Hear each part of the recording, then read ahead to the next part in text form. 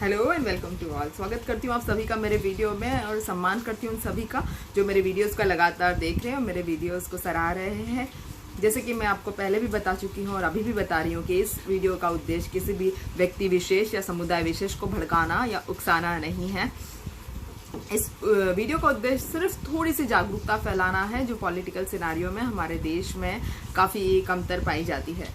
दोस्तों, पिछले कुछ वीडियोस में हमने देखा कि किस तरह से हमारी सरकार जो है इस्लामोफोबिया का सहारा ले रही है, मजदूरों की डेथ का सहारा ले रही है और नए नए हथकंडे जो है हमारी जनता को बेवकूफ़ बनाने के लिए चला रही है। इस तरह के हथकंडे जो है वो ज़्यादा दिन तक नहीं चल पाएंगे, क्योंकि हम देख ही रहे हैं कि मजदूरों की हालत के चलते लोगों में आक्रोश कूट कूट के भर गया है और लोगों को समझ में आ रहा है कि सरकार जो एक्चुअली कुछ काम नहीं करना चाहती है। सरकार अपना पल्ला झाड़ लेना चाहती है और सरकार सारा की सारा जो है आरोप प्रत्यारोप जो है जनता पे मरना चाहती है और सरकार ये बताना चाह रही है कि एक्चुअल में जो है शायद बारिश आ रही है।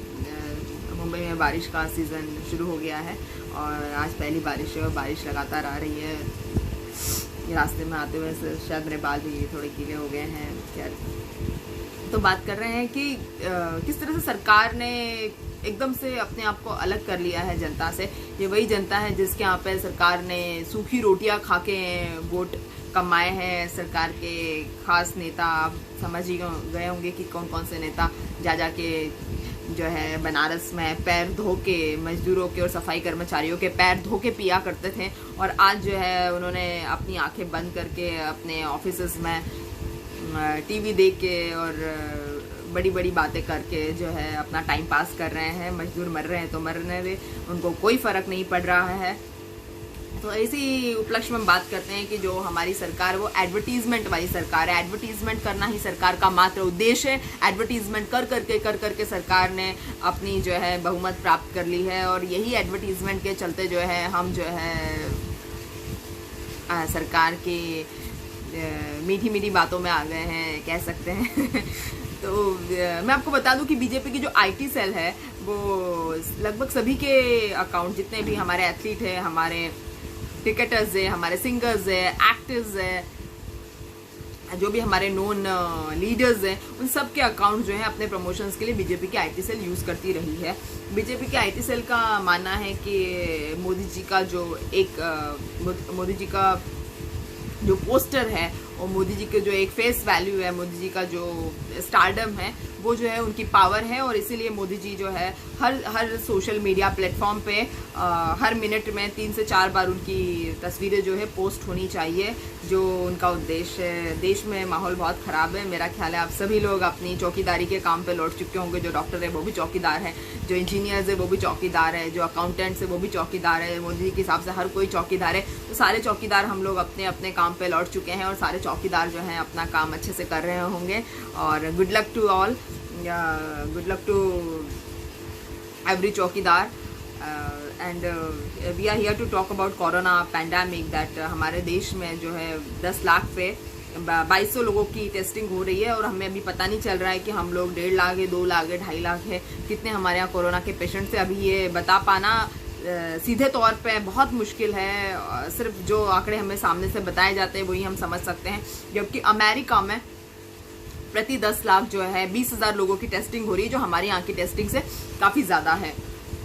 तो उसमें हम एक और बात देख सकते हैं कि हमारे यहाँ पे जो अभी भी सरकार नॉर्थ ईस्ट में मैंने देखा काफ़ी सारे वीडियोस में सीएए का प्रचार किया जा रहा है। इसी तरह से जो बीजेपी की घुट्टी जो है वो बना के जो है जनता को घुट्टी पिलाई जा रही है और अभी भी जनता जो है बीजेपी के नशे में है। पता नहीं ये नशा कब उतरेगा, कैसे उतरेगा, ये बहुत ही गंभीर विषय है जिसके बारे में मैं आपसे बात कर रही हूँ। हालांकि मेरा बात करने का तरीका थोड़ा सा ह्यूमरस हो सकता है, मगर ये सब्जेक्ट बहुत ही गंभीर है कि इतनी सब चीज़ों के चलते हम कैसे पता लगाएंगे कि हमें कैसे हमारी सामने आई हुई घटनाओं से और हमारे सामने आई हुई मुसीबतों से हमें निजात पानी, हमें बाहर का कोई रास्ता नहीं नज़र आ रहा है। सब जगह अंधेर नगरी और चौपट राजा है। तो ऐसे में सच में way out is very difficult. हम लोग सभी अपनी अपने जॉब में लगे हुए हैं। अब तो lockdown has been partially open and because of which we are little bit busy in on works, but सरकार की जो गैर जिम्मेदाराना हरकतें, निकम्मेबाजी जो है वो लगातार बनी हुई है। बहुत सारे लोगों को जॉब से निकाला गया है। मैं आपको बता दूं, इसमें जो है चेक प्रोटेक्शन प्रोग्राम जो कहते हैं, चेक प्रोटेक्शन प्रोग्राम जो है अमेरिका में अच्छी तरह से चलाया जा रहा है। चेक प्रोटेक्शन प्रोग्राम को अमेरिका में चेक प्रोटेक्शन प्रोग्राम के तहत 349 अरब डॉलर जो है, 349 अरब डॉलर अमेरिकन गवर्नमेंट ने जो है एम्प्लॉयर के अंदर बांट दिए, मार्केट में चला दिए है कि किसी को नौकरी से ना निकाला जाए या किसी की सैलरी भी ना काटी जाए। ये ऐसा ही कुछ हमारी सरकार को करना चाहिए था, जो हमारी सरकार ने अभी तक किया नहीं है। ऐसा कुछ भी हमारी सरकार ने अभी तक किया नहीं। सेम चीज़ हमारी सरकार को भी करना चाहिए था, जिसको चेक प्रोटेक्शन प्रोग्राम कहा जाता है, जिसमें सरकार कुछ पैसा जो है मार्केट में थ्रो करती है, जिससे लोगों की सर्विसेज ना चले, डिमांड्स बनी रहे लगातार, और डिमांड्स लगातार बनी रहने पे इकोनॉमी की ग्रोथ जो है अपने आप होती है, जो इकोनॉमी की हमारी रुकी हुई ग्रोथ है वो अपने आप बन जाती। तो ऐसा हमारी सरकार ने कुछ भी करने से साफ मना कर दिया है।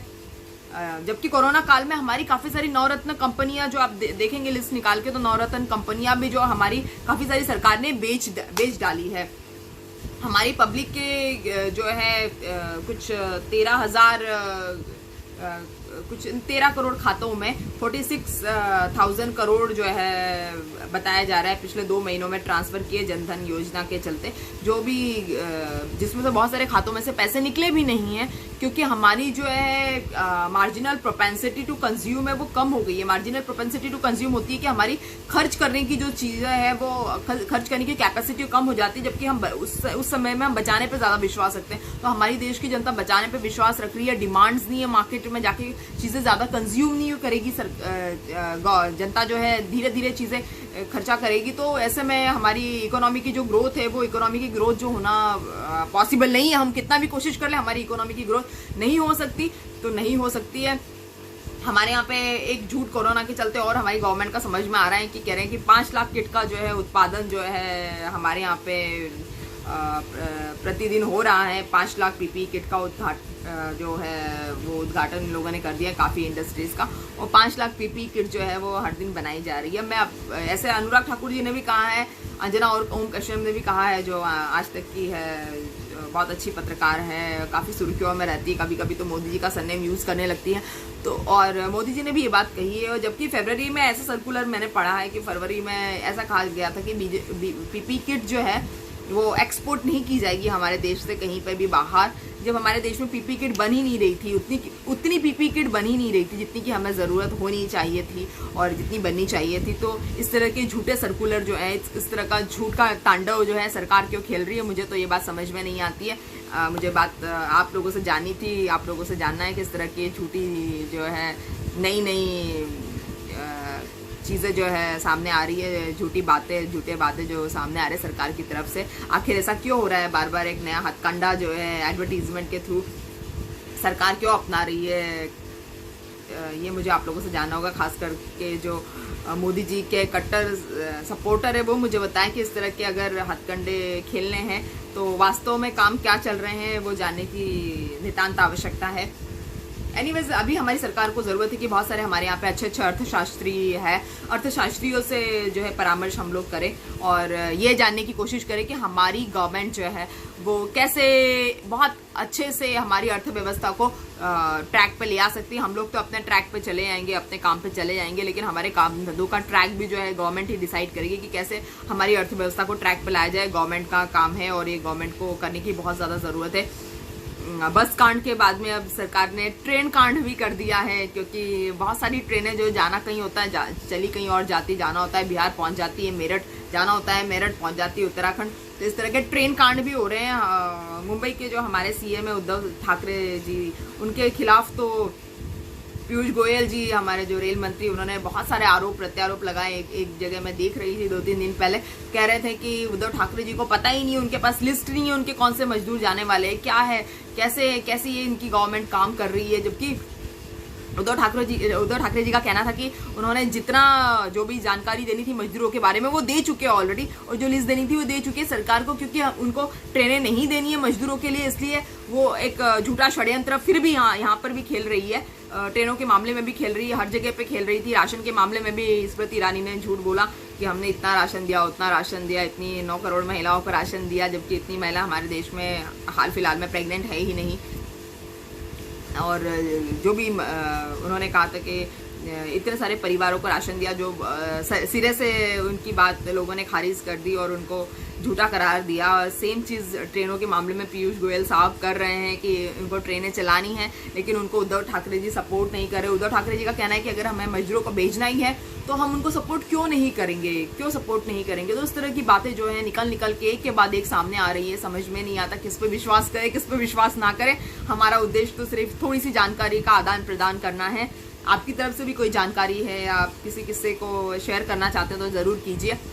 अभी फ़िलहाल हम लोग ये बात कर रहे हैं कि हमारी अर्थव्यवस्था को किस तरह से हम लोग पटरी पर लाएं, हमारे देश को हम किस तरह से पटरी पर लेकर आए। हमारे देश की जो गाड़ी है जो बहुत बुरी तरह से आउट ऑफ ट्रैक चल रही है, हम उसको ट्रैक पर कैसे लेकर आए वो जानने की ज़रूरत है। मुझे ऐसा लगता है कि इसके पहले हमारे देश में ऐसे हालात कभी पैदा नहीं हुए थे। हालात बुरे थे लेकिन 10-15 दिन में कंट्रोल कर लिया जाता था हालातों को, चाहे वो इमरजेंसी के हालात हो, चाहे बाढ़ हो, चाहे भूकंप हो। यह हालात कुछ ज़्यादा ही बिगड़ते जा रहे हैं और अभी सितंबर में और भी कोरोना की पीक पे आने की आशंकाएँ जताई जा रही है, क्योंकि बारिश में कोरोना का वायरस बढ़ता है ऐसा बताया जा रहा है। इसके पहले भी आई.के. गुजराल थे, एक प्राइम मिनिस्टर हमारे देवेगौड़ा साहब थे, नरसिम्हा राव जी थे, उसके बाद में वीपी सिंह साहब थे, लाल बहादुर शास्त्री जी थे। इनके बारे में काफ़ी अच्छी अच्छी बातें कही जाती थी। कभी भी आपने एंटी देवेगौड़ा साहब नहीं सुना होगा, आपने कभी एंटी आई.के. गुजराल नहीं सुना होगा, आपने कभी एंटी वीपी सिंह नहीं सुना होगा, आपने कभी एंटी आई.के. गुजराल नहीं सुना होगा। इस तरह के टर्मिनोलॉजी आपने कभी सुना नहीं होगा। आपने एंटी सोनिया गांधी भी नहीं सुना होगा। इस तरह की टर्मिनोलॉजीज हमें कभी सुनने को नहीं मिली। लाल बहादुर शास्त्री जी तो ऐसे हमारे प्रधानमंत्री थे। एक बार मैंने एक किस्सा उनका सुना था कि उनकी वाइफ ने उनसे कहा कि जाके आपके 2 कुर्ते हैं और ये काफ़ी पुराने हो गए हैं, आप जाके नए कुर्ते खरीद आइए। तो लाल बहादुर शास्त्री जी ने कहा था कि मैं गरीब देश का प्रधानमंत्री हूँ, अगर मैं एक्स्ट्रा कुर्ते खरीद के पहनूंगा तो मेरी देश की जनता का क्या होगा, मेरी देश की जनता क्या करेगी। तो इस तरह से इस हद तक इस नाजुकियत से, इस सेंसिटिविटी से और इस इंटिमिडेटिंग और लगाव की भावना से सोचने वाले प्रधानमंत्री की भी अगर एंटी नहीं हो सकते हैं तो आज के देश में एंटी और प्रो क्यों हो रहा है। आज के हमारे देश में anti Modi, pro Modi, anti BJP, pro BJP क्यों हो रहा है। जो भी सवाल पूछता है उससे एंटी बीजेपी कह दिया जाता है, उनसे जो सवाल नहीं पूछते उन्हें प्रो बीजेपी कहा जाता है, उनको प्रो मोदी कहा जाता है क्योंकि उनको चमचा बने रहना अच्छा लगता है। ऐसी कुछ बातें सामने आ रही है। कांग्रेस के काल में भी एंटी कांग्रेस या प्रो कांग्रेस नहीं था। आजकल जो सवाल पूछता है उसको कांग्रेसी भी कह दिया जाता है या एंटी नेशनलिस्ट भी कहा जाता है, लेकिन ऐसा कुछ भी नहीं है। सवाल पूछना अपने आप में एक बहुत अच्छी विचारधारा है और अपने दिमाग को स्वस्थ रखने की बात है और अपनी भावनाओं को स्वस्थता प्रदान करने की बात है और अपने हक के लिए लड़ने की बात है। तो हर किसी को सवाल पूछते रहना चाहिए और हर किसी को ईमानदार रहना चाहिए, अपने वैचारिक मतभेद नहीं रखने चाहिए और जो सच्चाई है सच्चाई को सामने लाना चाहिए। और सिर्फ वैचारिक मतभेद के लिए हम लोग कोई सवाल पूछे या वैचारिक मतभेद के लिए हम लोग एंटी या प्रो हो जाए, इस बात का कोई लॉजिक नहीं है, इस बात का कोई तुक नहीं है।